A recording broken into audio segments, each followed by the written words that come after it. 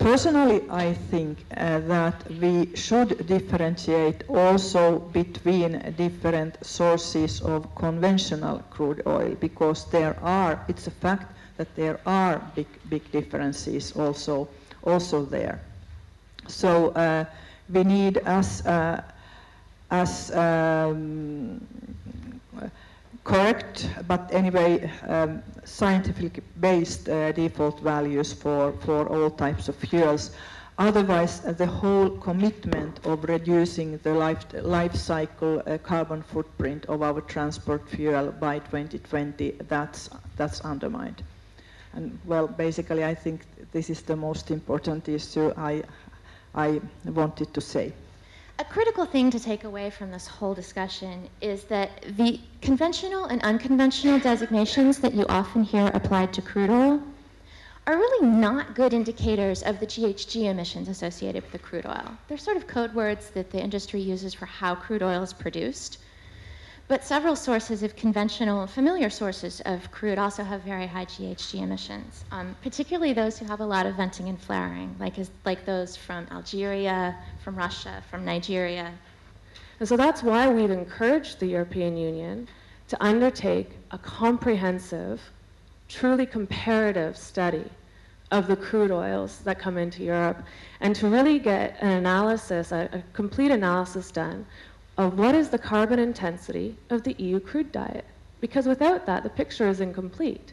Without that, you're not comparing apples to apples. In fact, you have a very granular level of analysis done on the oil sands, with a very vague level of analysis done on the rest of the crude that's coming into Europe.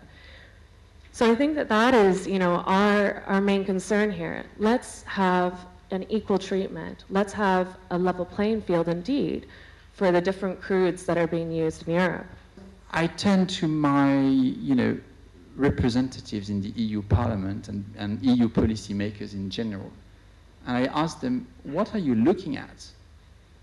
What are you spending your time on?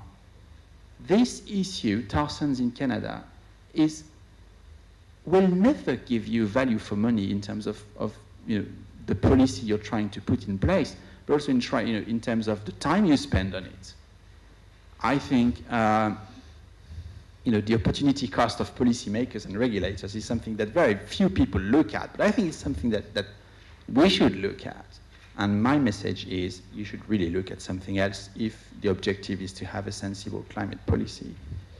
Why are we here discussing this issue? It's because the EU has a very strong power of setting the standards. And we see that on several issues. We see that in transport a lot. EU sets the standards that gets copied by the rest of the world. We set a standard for cars that now India is considering. After EU set a standard for cars, US moved ahead as well. So EU is really, let's say, a leader on regulation, environmental regulation. And this is why we're having so much debate on whether tar sands should get a different value or not, because everyone agrees, science is clear, there are more CO2. Should EU act? Well, we are convinced it should, because science is clear. We have done all these studies which has delayed the process, but now we have very strong basis for acting. I'm asking for the floor, or wanting to address the panel and ask them a fundamental question, and that is, what are the practicalities involved in implementing this? I mean, the discussion so far has been enlightening and interesting, very theoretical, but there's been no discussion of the practicalities. Nothing is impossible as far as differentiating. The one thing that makes differentiating among crude oils more difficult than differentiating among biofuels is the way that they're transported. Biofuels are typically not transported by pipeline. In the instance of ethanol, you really can't export it or can't move it around by pipeline because it's very corrosive. And so there tend to be discrete batches of biofuels that go from here to there, and they're very easy to keep track of. So, in summary, I would say yes, there is a commitment from everyone and from all sides to reduce CO2 emissions.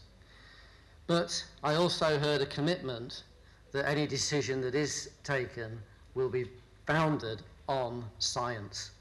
And there are still those questions around quality of data and the questions of is it a different feedstock, yes or no, that truly need to be bottomed out.